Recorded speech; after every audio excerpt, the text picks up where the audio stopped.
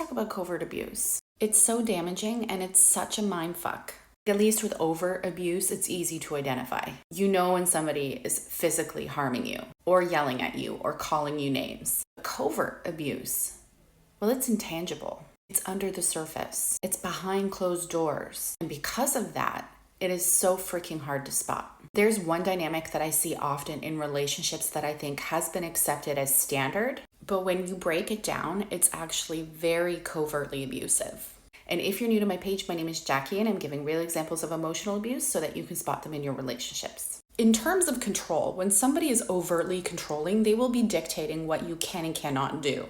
They will tell you that you can't see your friends, or go to the bar, or wear that shirt. Telling someone what they can and cannot do is overtly controlling and abusive. Now, covert control is not so obvious because they never directly express what they feel you cannot do.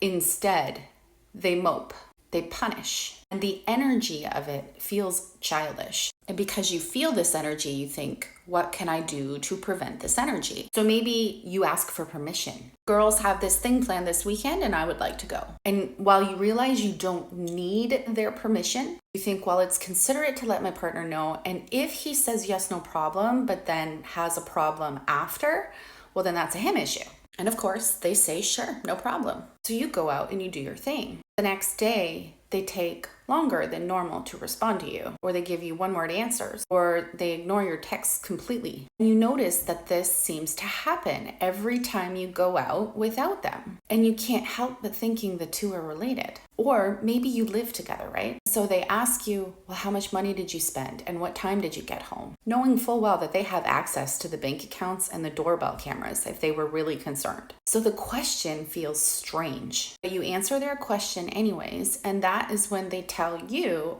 that tonight they're going to go out without you. Expect them to stay out until X time and they will be spending Y money, which is the exact replica of what you did the night before. And while you have no issue with them going out, the energy feels like a tit for tat punishment. Like they didn't really want you to go, but they didn't come out and say it because we all know that's control and we don't want to be labeled as controlling. Instead of being authentic and communicating their insecurities clearly, they use passive-aggressive means to demonstrate their dislike.